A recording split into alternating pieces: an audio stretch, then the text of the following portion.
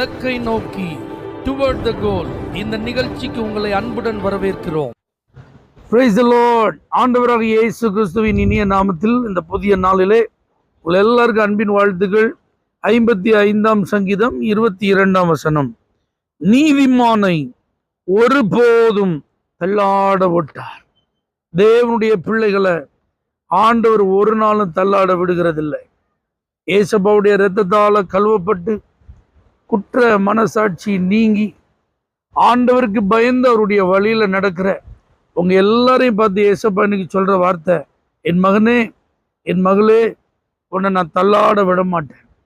நிறைய அழுத்தங்கள், பாதிப்புகள், மன வேதனைகள், மன உளைச்சல்கள், தீர்க்கப்பட முடியாதோ என்று எண்ணுகிறதான போராட்டங்கள், பிரச்சனைகள், பல காரியங்களை நீங்க சந்திச்சு கொண்டிருக்கலாம். ஏன் இந்த பிரச்சனை, ஏன் இந்த நிந்தனை, ஏன் இந்த அவமானம், ஏன் இந்த வீண் பழி, எதற்காக என்னை இப்படியெல்லாம் நெருக்குகிறார்கள், எதற்காக எனக்கு விரோதமா இப்படியெல்லாம் எழும்பி என்னோடு கூட போராடுகிறார்கள், ஏன் என்னையே குறி வைத்து தாக்குதல் நடத்தி கொண்டே இருக்கிறார்கள், என்னை விழ வைப்பதற்காக ஏன் இப்படியெல்லாம் தந்திரமான திட்டங்களை சதிகளெல்லாம் தீட்டுறாங்க, எதற்காக இவர்கள் எல்லாரும் எனக்கு விரோதமா கூட்டம் கூடி பேசிக்கொண்டே இருக்கிறார்கள். இப்படியெல்லாம் பல சூழ்நிலைகளை நீங்க நினைச்சு வருத்தப்பட்டு இருக்கலாம். வேதாகமம் முழுவதிலும் தேவனுடைய பரிசுத்தவான்கள், நீதிமான்கள் என்று அறியப்பட்டவர்கள் எல்லாரும் இப்படிப்பட்ட பாதைகளை கடந்து வந்திருக்கிறாங்க. அப்படிப்பட்ட சூழ்நிலைகளிலே அவர்களை ஒரு நாள் கர்த்தர் கீழே விழ விடவில்லை. அவர்கள் அவமானப்பட்டு போக ஆண்டவர் விடவில்லை. அவர்கள் வெட்கப்பட்டு கூனி குறுகி தலை குனிய கர்த்தர் விடவில்லை. ஆகவே அதே இயேசு இன்றைக்கும் ஜீவிக்கிறார். உங்களை ஒரு நாளும் வெட்கப்படுத்த மாட்டார். நீங்க முறிந்து விழ கர்த்தர் விட மாட்டார்.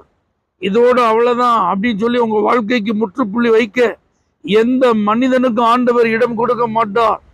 இன்றைய சூழ்நிலையில நீங்க சந்தித்து கொண்டிருக்கிற பாதிப்புகள், வேதனைகள் கொஞ்சம் தாங்க முடியாததா இருக்கலாம். அப்ப இதற்கு ஒரு வழி இருக்கிறது. நீங்க செய்ய வேண்டியதெல்லாம் இதனால் உண்டாகும் பாரத்தை, இதனால் உண்டாகும் அழுத்தங்களை, வருத்தங்களை, வேதனைகளை, கஷ்டங்களை ஆண்டவர்கிட்ட போய் சொல்லுங்க. மனசு விட்டு ஆண்டவர்கிட்ட பேசுங்க.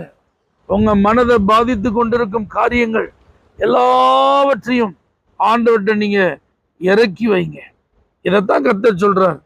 நீ என் மேல உன் பாரத்தை இறக்கி வச்சிரு, நான் உன்னை ஆதரிப்பேன். நீ தள்ளாட நான் விடவே மாட்டேன்.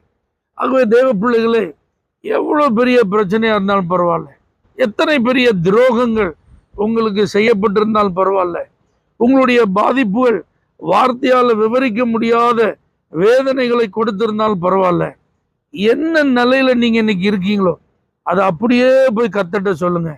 இதுதான் ஆண்டவரே நடந்தது, இதுதான் ஆண்டவரே சூழ்நிலை, இதுதான் உண்மை. ஆனா என்னை சுற்றிலும் காரியங்கள் இப்படி இருக்கிறது, மனிதர்கள் இப்படி இருக்கிறார்கள், சூழ்நிலைகள் என்னை இப்படியெல்லாம் வேதனைப்படுத்திட்டு இருக்குன்னு சொல்லி மனம் விட்டு உங்க பாரத்தை கர்த்தர்ட்ட நீங்க சொல்லிருங்க. உடனடியாக ஒரு இளைப்பாறுதல், உடனடியாக ஒரு மன அமைதி, உடனடியாக ஒரு தெய்வீக சமாதானம் கர்த்தரால் உங்களுக்கு அருளப்படும். ஒரு நாள் வரும், நிச்சய சூழ்நிலை மாறும், காலங்கள் உருண்டோடும், கண்டிப்பா நீங்க யார் என்பது வெளிப்படும். நீங்க நீதிமான்கள் என்பதை கர்த்தர் நிச்சயமாய் நிலைநிறுத்துவார்.